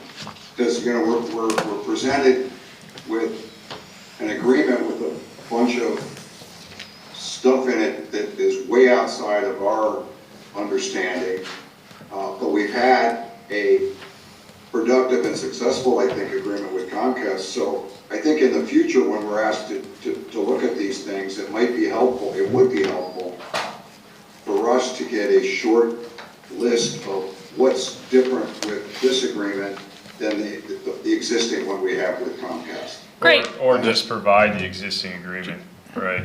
Great question. I just want to point out that tonight we are advertising the ordinance for adoption April 6th. So if that is something you want to come back, that can come back for April 6th. Yes. Great. Yes. Perfect. I think that would be helpful information as we're also weighing potentially public comment, which we may not get any, but at least gives staff the time to get that information to us. Thanks. Rich? I was just gonna offer, other than the named parties, it's, you're not gonna see very many differences. That's what I was understanding too, but it's worth the exercise. Yeah. Great, thank you. All right, any further comments from staff, council, public? Okay. Well, if I could say this, then, C1. that would have been helpful information to know here. That would have solved, my question. If this is identical boilerplate language to the Comcast contract, then I don't need any additional information. I mean, That point would have been helpful. Yeah, Eric, the memo does say, it should be noted that the agreement is for all intent and purposes identical to the existing franchise agreement previously executed with Comcast. Yeah. Does that help? Yeah, what we can do, Eric. You're muted, sorry. No, thanks. And all I would say is what Emily Littell used to say, never mind. No, I would just, just to ease the concern, I would just recommend next time something like this comes up, just include that other agreement, right? If you're referencing something that's identical, just have that part of the packet. Sure. Yeah. So you can hold it up to your window. Yeah. It's too easy to do, right? It's too easy to do. Okay, no, good comments, good comments. All right, so do we need a motion to advertise, or we can just go ahead and say to? Oh, we're not bringing it back, or we are bringing it back? So we're moving to advertise. Yeah, We're moving to it. you would need the motion to. Oh, I didn't know if we satisfied Eric. Eric's Well, he thing. said never mind. Oh, okay. Yeah. You're good. Okay, To thank you. Eric's point, I think he's good, but if Okay, there are very good. things that, Adam can obviously allude to those. Sure. At your discussion. So a motion, so does this go to a public hearing, or is it just to advertise the ordinance? I would think public hearing, if it's an ordinance. Yeah, there is a difference. It's a public hearing that doesn't have to be advertised. I mean, we have 3 weeks, so we can advertise it the next 2 weeks, and we'll meet the two-time advertising qualification. So Adam and I looked at it, we can adopt it on April 6th. We're not setting a public hearing. There doesn't need to be a public hearing, it just has to be a Public advertising. Yeah, that's where. Sorry, I thought you were talking about the 2 versus 1. Thanks, John. Because I think we're only saying it because this is listed as a discussion item and there's not a recommended motion, so we can just tell staff to Consensus to advertise advertise it. for Yeah, there's no. for April. Yeah, okay, great. Moving on. NB3, HVAC software replacement request. So I'll try not to just read the memo, but it is self-explanatory. It's a good memo. It explains it all. No, so Siemens Industry provides the maintenance and software support for our HVAC system and has for 14 years. When I got here in 2019, we were informed from Siemens that they wanted to provide, there was going to be a replacement of the software system because they would be discontinuing support to the one that we have. So that being said, we also operate on a current version of Windows, which I think might be 7 or 8, I'm not even sure, which is compatible with the system, but obviously with the new system, we will not be. And of course, IT support Hinton has noted that the older operating system, in the sense if we do nothing and stay on the older system without any type of support, it can pose a security risk, and they are definitely recommending that we do install a new server, which would have a new operating system for the new software. So that being said, back in 2019, we had been offered like a hybrid option. We're very small comparatively to other, systems and the university who uses Siemens, et cetera, et cetera. And we were told it was roughly about $23,000. We had placed about $25,000 in the CIP as an out year. COVID hit and everything kind of went on hold for a little bit. When we came out of it, this year we talking with them, or I should say last year, and talking with them to start getting it budgeted. I had asked for an updated quote and I unfortunately did not receive one, thinking that what we were asking or what we had been offered before in 19 was still available. I bumped up the budget item a little bit to $27,500, and that's what was in the budget.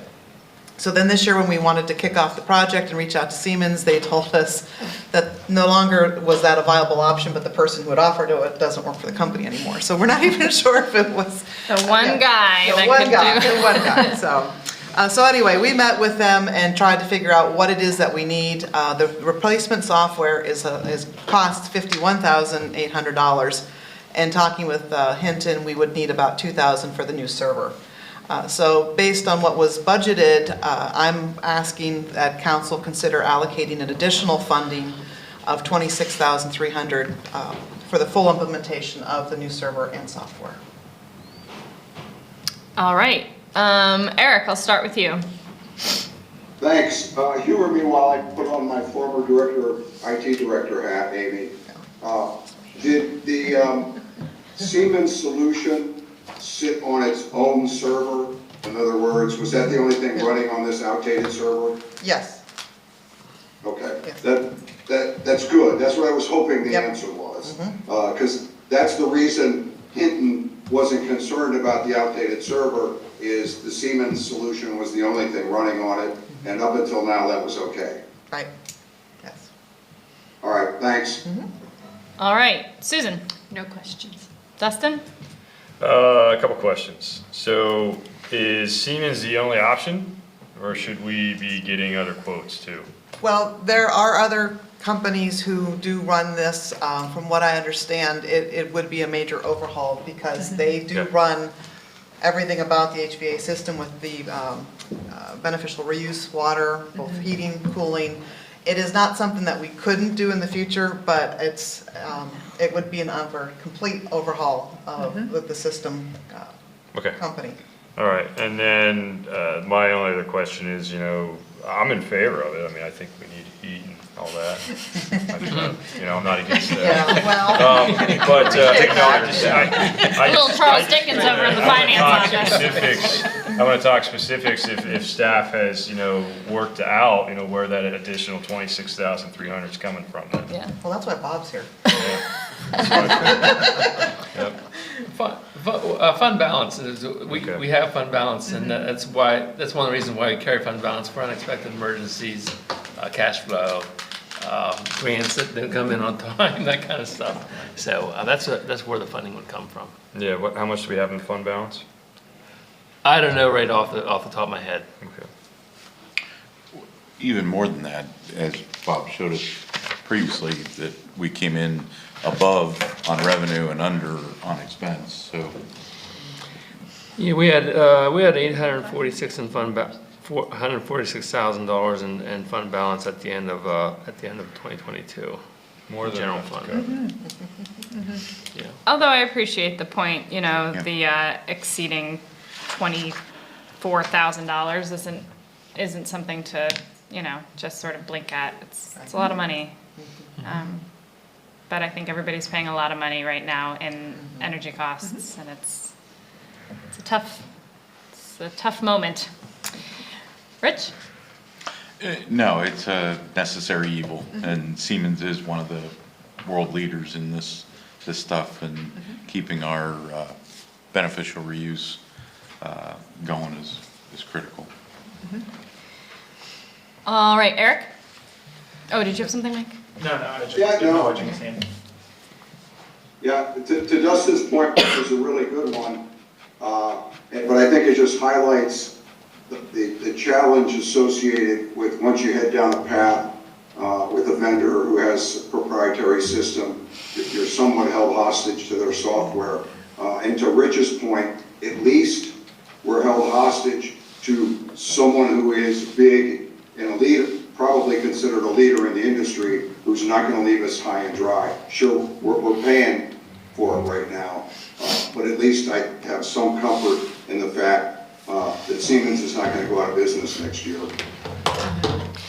Well, and we may have, if we had been able to go through with this hybrid option, and the next time they came in, they said, oh, no, that's not compatible. We would have been there anyway. We'd have been there anyway, so Right.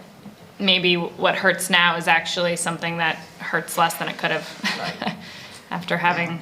And my understanding is this is one of the first major software upgrades that they've done since we've had this system for 14 years. It's not like it's every couple of years, all of a sudden you need to know. They do updates, but this is the first time they've actually just redone. Done an overhaul. Done the overhaul. Okay. All right, Eric, is your hand up again? Okay. Anything else in the room or online? All right, there is a motion there. Somebody wants to attempt it? I'll make a motion. Sure.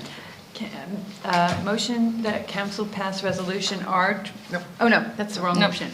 Nope, I'm ahead of myself, sorry about that. That's okay. Allocate additional. Yes. Staff recommends council allocate additional funding, or make a motion that council allocate additional funding of approximately $26,300 for account number 01-409-700 for the full implementation with a new server and operating system upgrade. Second. All right, any further discussion? Seeing none, all those in favor say aye. Aye. And opposed? All right, motion carries. On to NB4, DCNR C2P2 grant, Spring Creek Park Resolution R-23-11. Amy, back to you. Okay. It's getting late. With the completion of the master plan for Spring Creek Park, staff thought maybe consideration should be given to starting to implement many of the recommendations.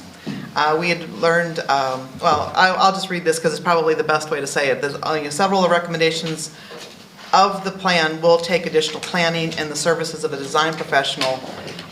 So when we looked at the one recommendation of resurfacing the existing basketball and tennis courts, it seemed like it was an easy grab. That doesn't need necessarily a design professional or an outside consultant.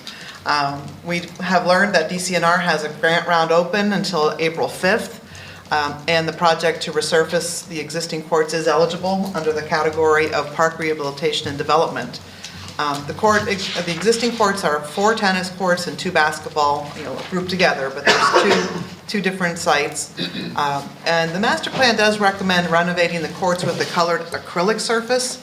I'm not familiar with this, so I did reach out to Parks and Rec to see if they had any experience with this, and they do not either. But I did try to do a little research on it. It is expensive, but the backside, of course, is that it's less maintenance overall. You get longer life out of it, supposedly. The other option would be just what I'm familiar with, which is basically to mill off the existing asphalt, resurface, and then paint new lines. There is definitely a cost difference. The acrylic is roughly, for those two items, the best I could come up with was about $285,000, where the cost estimate for the asphalt was about $155,000, and it's based on some recent projects to resurface courts in neighboring township and recent asphalt prices that I'm aware of. That being said, I'm going to jump in because this was done before we had our meeting with Wes Ferringer with DCNR, thank you. I had a brain freeze there for a second. He's our regional rep, and so we had that meeting. Mike and I had a call meeting with him on Monday, and he stepped us through a few things. And when I put this in here is that we had $40,000 budgeted this year, in thinking it was for the grant, a match for the grant. He indicated that if we submit on time, we probably wouldn't be notified of award until late in the year. We certainly probably wouldn't get the contract until January 1st. So we're looking at next year dollars. So we would be looking for council to allocate the willingness to fund the match for next year. That also being said, some of the other things in talking with Jim Carpenter, we might want to also throw in a new fence. So where I've put the prices for just the resurfacing, I think when we put the actual grant application together, we'll put a little bit more in to take a couple more items on there. So that being said, I don't have the actual cost estimate, but we are required with the grant application to provide a resolution by council acknowledging the project, expressing the desire to receive the grant and agreeing to the terms of the grant and authorizing the manager to sign the grant application. And we needed to do that tonight because we do not have another meeting before the grant application is due on, April 5th. So that being said, I will definitely have more information with a better scope of the project before we put this in. But I would like to ask council to pass the resolution to support the grant application to DCNR. Wonderful work. Okay. Susan? No Ready? questions? Shall I make the motion? I have a comment. So Okay, maybe just go. like, hold on a second. Dustin? No comments, thanks. No comments, ready to make action. Eric? Go for it. Okay, my only question, I love the idea of the new fence and new backboard. That practice area is the foam behind, it's a whole mess. The tennis court is not just asphalt, right? The tennis court has a tennis court surface on it, I believe. Rubberized ceiling. Is it around, well, yeah, like a ceiling. You put the asphalt, but then you put the sealant coat over it. I just wanted to make, I wanted to make Yes. sure we weren't just asphalt, like basketball courting the tennis court. No. Okay, Yeah, okay. right. That's all. I mean, if that's what we needed to do, Yeah. it's better than nothing. Better than nothing. What? That wasn't part of the master plan, right? Right, exactly. Basketballing, I've never heard of that. Basketball. Hey, we might choose the acrylic surface if we decide it's something we really Okay, want. so but- the tennis court is just a seal, like a rubber sealant, not the acrylic surface. What I read in there, they both were. It said an acrylic surface. No, right? I mean, sorry, I'm specifically talking just about the tennis court. Yeah. Whatever's on the tennis court is something that's not acrylic surface. Correct. Okay, that I understand. All right, great. Then without further ado, any comments from people in the audience? No? Yes? Would you come to the mic? I'm sorry. This is just, long time ago, You'll just, only for CNET, so, because otherwise it's a blank. Upgrading the surface on the tennis court, actually, we have some experience with that. The one at Daleview was upgraded 20 years ago. Okay, and it's still Awesome. good. Okay, So- great. Yeah. I wish they could find the guy that did that because he was really cheap and he did a great job. If you're out there, call Amy Kerner. That was Mr. Schulte with Parks and Rec Committee. I bet it was Walt Palmer. He's the only one that did it around here. All right, so without further ado,